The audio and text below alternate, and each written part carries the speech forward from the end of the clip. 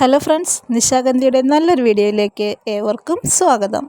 ക്രീപ്പറായും ഹാങ്ങിങ് ആയൊക്കെ വളർത്താൻ കഴിയുന്ന ബഹുവർഷിയായ നിത്യഹരിത സസ്യമായ 200-ലധികം സ്പീഷീസ് ഉള്ള ഹോയയാണ് നമ്മുടെ ഇന്നത്തെ അതിഥി. 5 ഇതളുള്ള നക്ഷത്രങ്ങളുടെ രൂപമാണ് ഹോയ പൂക്കൾക്കുള്ളത്. വിത്തുകൾ ഇരട്ട പോടുകളാണ്. നേരിയ പൂടയുള്ള വിത്തുകളെ കാറ്റാണ് വിതരണം നടത്തുന്നത്. വിത്ത് വളരെ വേഗം മുളയ്ക്കുന്നവയാണ്. ഭംഗിയുള്ള ഇലകളും സുഗന്ധവും സൗന്ദര്യവുമുള്ള പൂക്കളും ഇവയെ പ്രിയങ്കരമാക്കുന്നു.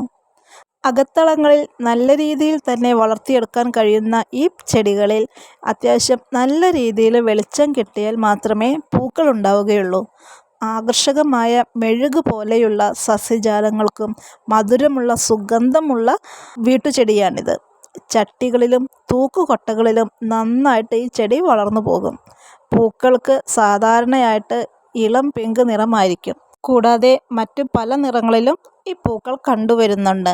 നക്ഷത്രാകൃതിയിലുള്ള ഈ പൂക്കൾ കുലകളായാണ് കണ്ടുവരുന്നത്. വസന്തകാലം മുതൽ വേനൽക്കാലത്തിൻ്റെ അവസാനം വരെ ഈ ചെടി പൂക്കുന്നു. 10 മുതൽ 50 വരെയുള്ള ചെറിയ നക്ഷത്രാകൃതിയിലുള്ള പൂക്കളാണ് ഈ ചെടിയിൽ ഉണ്ടാകുന്നത്. ഒരുപാട് വർഷങ്ങളോളം നിന്ന് പൂക്കൾ തരുന്ന നല്ലൊരു ചെടിയാണിത്.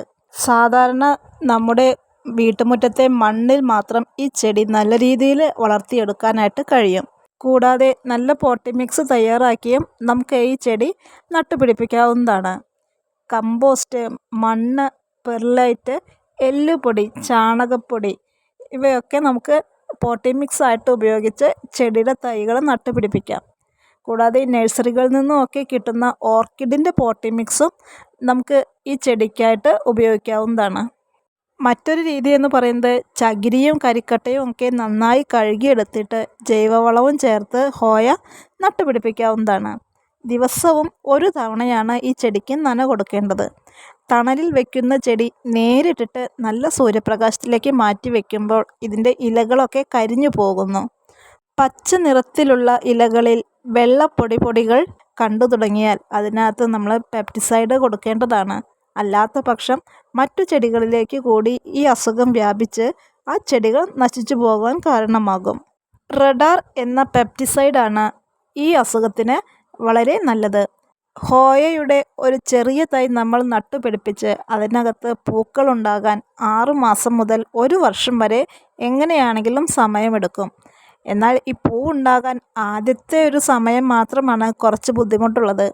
ഒരു പൂങ്കുല വന്നു തുടങ്ങിയാൽ പിന്നെ ഏതു കാലാവസ്ഥയിലും എല്ലാ കാലത്തും നിറയെ പൂക്കൾ തരുന്ന നല്ലൊരു ചെടിയാണിത്. ഒരു തവണ പൂ വന്നു കഴിഞ്ഞാൽ ആ ഒരു ഭാഗം നമ്മൾ വെട്ടിമാറ്റരുത്. കാരണം അവിടെ വീണ്ടും തുടരെ പൂക്കൾ ഉണ്ടായി വരുന്നതാണ്.